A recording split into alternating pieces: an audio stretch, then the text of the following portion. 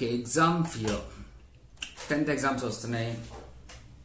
Students అందరూ కొంచెం fear ఉంటుంది. అది క్వైట్ నార్మల్, అందరికీ ఉంటుంది, నాకు కూడా ఉండేది. కానీ ఎందుకు ఆ ఫియర్స్ వస్తున్నాయి అనేది మనం అర్థం చేసుకోవాలి. ఒకటి, అసలు ఎగ్జామ్స్ అంటే ఏంది, ఎట్లా ఉంటాయి అని తెలియకపోతే ఒక రీజన్ ఉంటుంది, అట్లా వస్తుంది. భయపడతాం, ఏందో ఏం జరుగుతుందో అనేసి. 2, ఎగ్జామ్లో ఏం చేయాలి, ఎట్లా రాయాలి అనే ఫియర్ ఉంటుంది.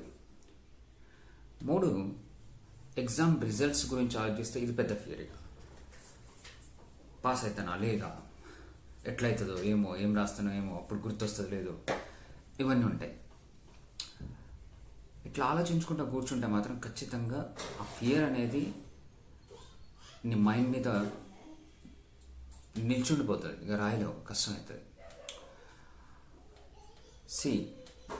ఎగ్జామ్స్ ఎట్లుంటాయి అనేది ఆల్రెడీ స్కూళ్ళల్లో ఫ్రీ ఫైనల్ ఎగ్జామినేషన్స్ పెడతారు. చాలా రకాల ఎగ్జామ్స్ కోసం ప్రిపేర్ చేయడానికి మిమ్మల్ని రకరకాల ఎగ్జామ్స్ పెడతారు. Already they are doing it. So exam exactly ఎట్లా ఉంటుందో స్కూల్లోనే తెలిసిపోతుంది మనకి. సో ఆ ఫియర్ తీసేయండి, మీరు పెట్టుకోవాల్సిన అవసరమే లేదు. 2, ఎగ్జామ్లో ఏం రాయాలి. ఇక్కడైతే ఖచ్చితంగా ఇప్పుడు ఇర్రీప్లేసబుల్ విషయం ఏంటంటే చదవాలి. ఎగ్జామ్లో రాయాలంటే చదవాలి. ఏం రాయాలని ఎట్లా తెలుస్తుంది, చదివితేనే తెలుస్తాయి కదా. ఇప్పుడు స్విమ్మింగ్ పూల్ పోయినాం, స్విమ్మింగ్ చేయాలని తెలుసు, ఎట్లా చేయాలని ఎట్లా తెలుస్తుంది, స్విమ్మింగ్ పూల్లో దిగితేనే కదా తెలిసేది. ఓ 4-5 సార్లు స్విమ్మింగ్ చేస్తే స్విమ్మింగ్ ఎట్లా చేయాలనేది అర్థమవుతుంది. చదువు అయినా సరే, ఇంకేదైనా సరే, ఎట్లా చేయాలి అనే భయం అందరికీ ఉంటుంది. ఎట్లా చేయాలని ఎట్లా తెలుస్తుంది, దాన్ని 1-2 సార్లు చేసినప్పుడు తెలుస్తుంది. చదువులో 1-2 సార్లు చదివితే తెలుస్తుంది, చదవకపోతే తెలియదు. అయితే ఇక్కడ నీకు అర్థం చేసుకోవాల్సిన విషయం ఏంటంటే, స్విమ్మింగ్ పూల్లో దిగి స్విమ్మింగ్ చేసేటప్పుడు నీకేం కొత్తగా వేరే రెక్కలేం రావు, ఇంకో 2 చేతులు 2 కాళ్ళు అట్లేం రావు. ఆల్రెడీ బాడీలో స్విమ్మింగ్ చేసే ఎబిలిటీ ఉంది.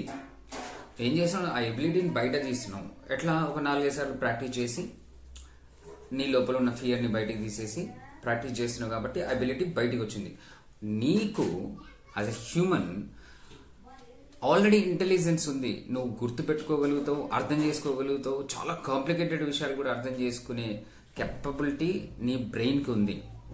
ఓన్లీ థింగ్ ఈజ్ చదవాలి. ఒక 2-3 సార్లు చదివితే ఒకసారి అర్థం కాలేదు, ఇంకోసారి చదువు, ఇంకోసారి అర్థం కాలేదు, ఇంకోసారి చదువు.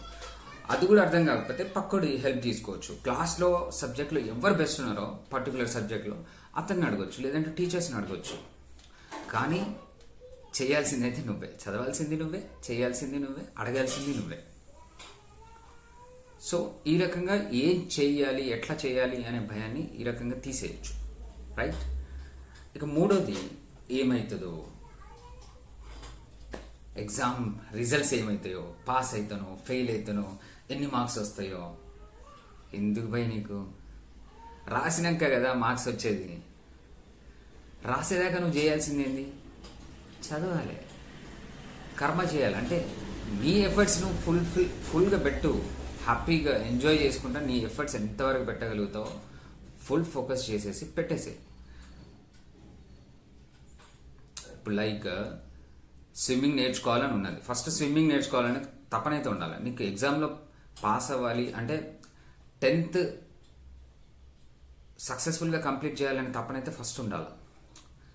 స్విమ్మింగ్ పూల్ దగ్గర పోయి నాకు ఈత నేర్చుకోవాలని ఉన్నది, కానీ నాకు భయం అవుతుంది అందులోకి అందులో స్విమ్మింగ్ పూల్లో దిగని. కానీ ఒడ్డు మీద కూర్చుంటే స్విమ్మింగ్ వస్తుందా, ఎప్పటికీ రాదు, లైఫ్ లాంగ్ రాదు. అట్లా చాలామంది ఉన్నారు, నీళ్ళకి భయపడి స్విమ్మింగ్ నేర్చుకునే వాళ్ళు మస్తు మంది ఉన్నారు.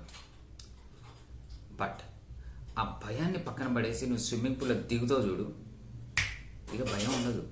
దిగే వరకే భయం, దిగిన తర్వాత భయం ఉండదు, ఏముండదు.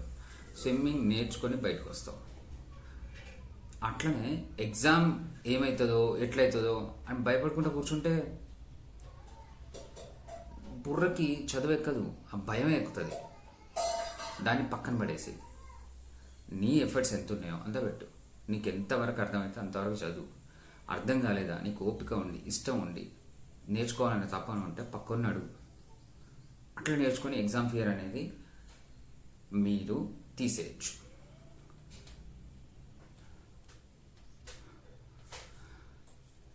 సరే, ఈ రోజుకి ఇంతే. ఉంటా. బాయ్.